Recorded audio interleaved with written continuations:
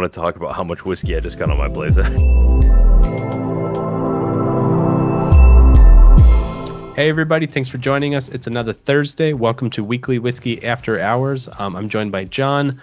We've just wrapped up a stream in the studio, and we're just we're kicking back. We're having a couple drinks. We're hanging out. We're shooting the shit and catching up on life. So, how you doing, John? Good to see you.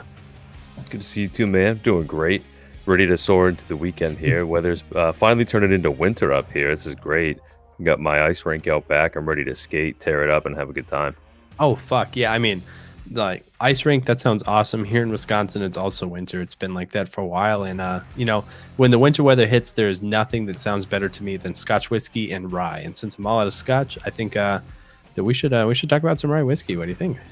Love it, man. Love it. As soon as we get that autumn sunset kicking in, in the beginning of October, for me, it's like the rye switch.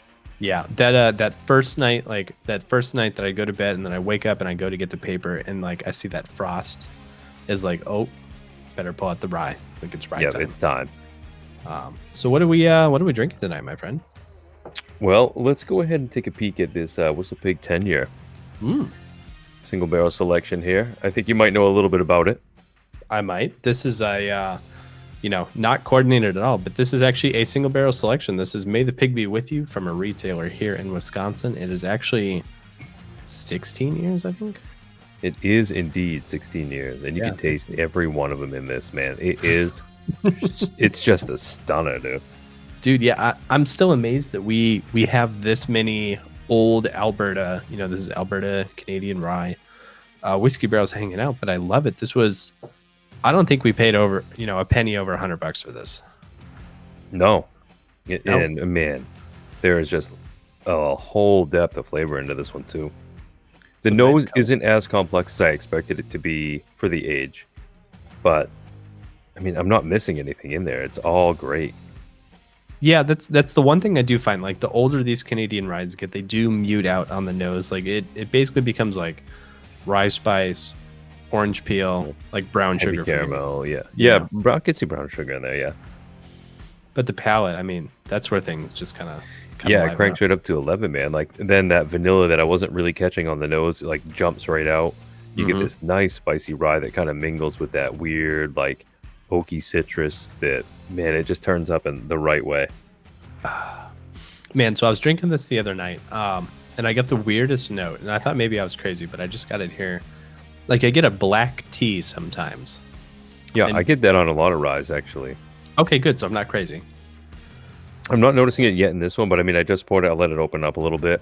I catch that black tea on like even like wild turkey ryes, like some of the Russell's Reserve ryes and things like that. I catch that in there.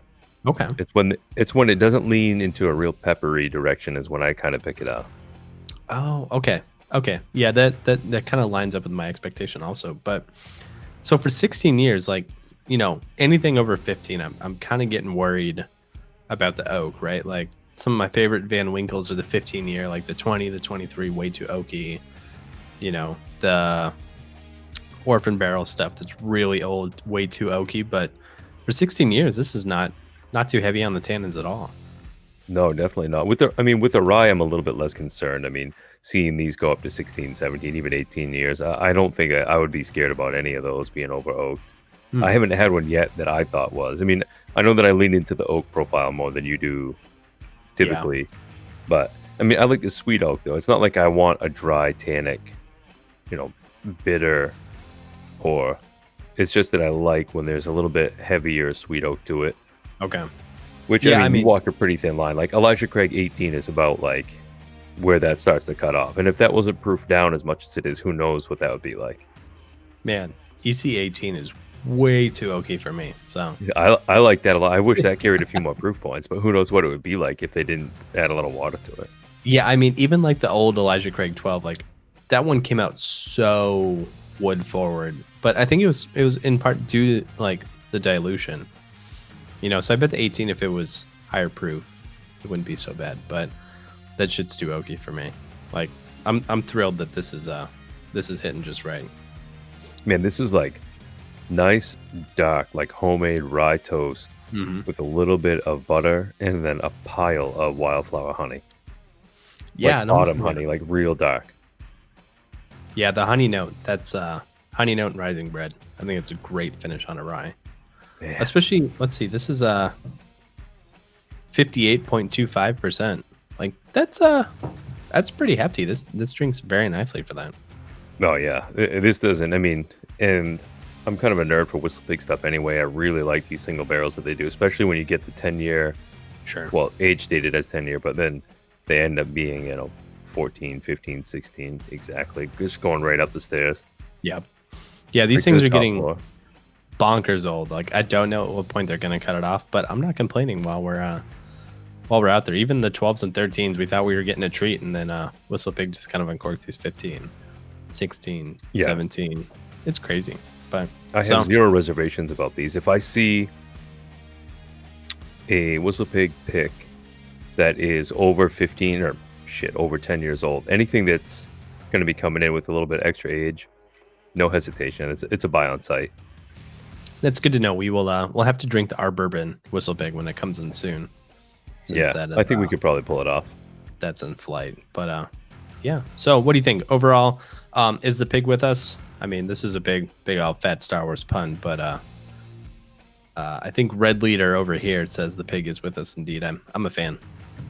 The pig is indeed with us. It's at least with me. I don't know what's going on over there with you, but it's totally with me, man.